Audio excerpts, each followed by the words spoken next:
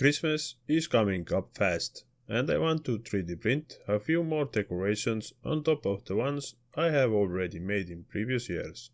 But there is one problem: I don't have much time, and honestly, with my lack of organic modeling skills, I am definitely not sculpting anything fancy from scratch. So, time to speed things up. To do that, I am using a 3D model generator. I am going with Item 3D, which can turn simple images into surprisingly high quality 3D models. But first, I need images I actually like. You can search online, or you can get AI to wipe up something. So I asked ChatGPT for help, grabbed the images I wanted, and now it's time to feed them into Item 3D. Using it is super simple. Upload your image, and if you are not sure what works best, you can check the upload guidelines. Then select the newest model version. If you want the best results, pick the highest resolution. You can also enable textures, but for 3D printing, you won't need those. Once everything's set, hit generate.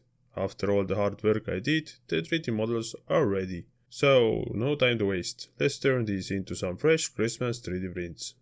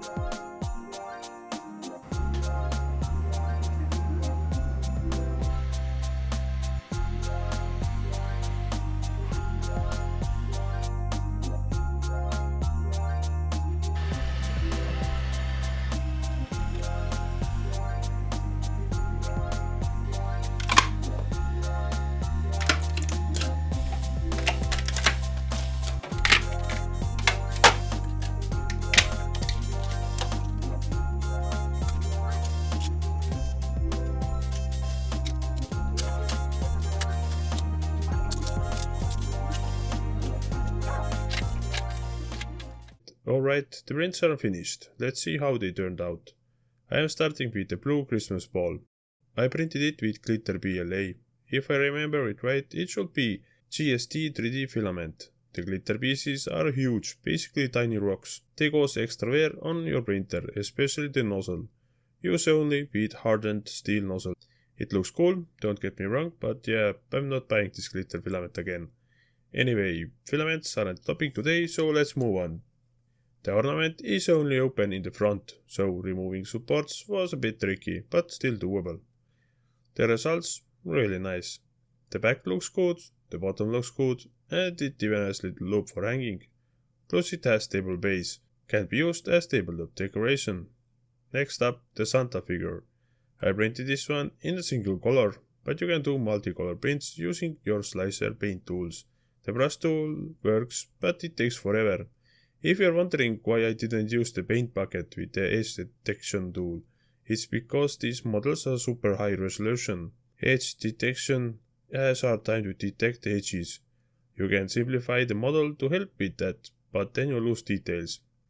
And I wanted to high quality, so I left it alone. The print came out great. It stands perfectly, the back is clean, and I don't really see any issues.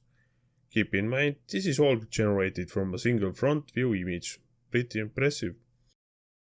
Next, the checked Santa on steroids. This guy looks a little bit angry. Probably the Santa assigned to kids on the naughty list.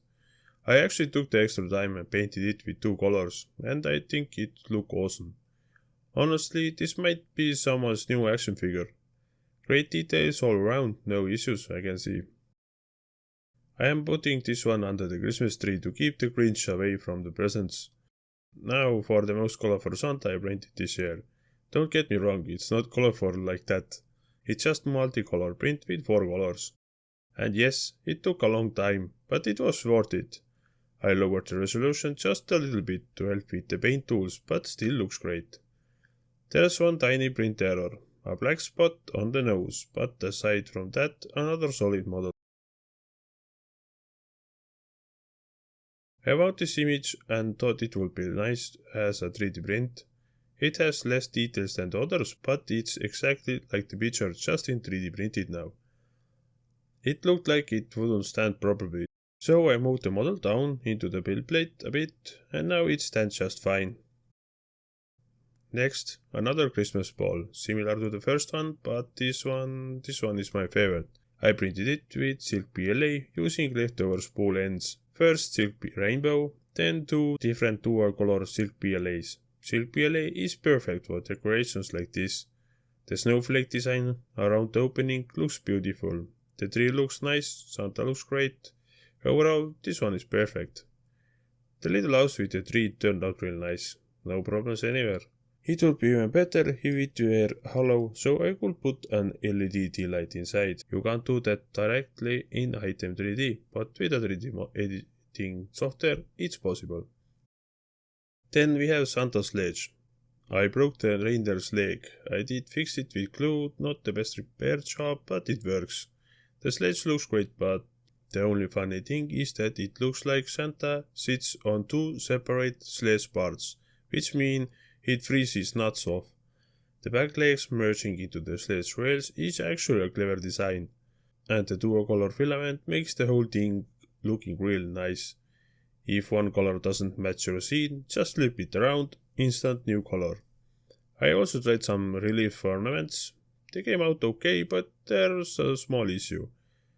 The models are actually double-sided, which isn't ideal for 3D printing.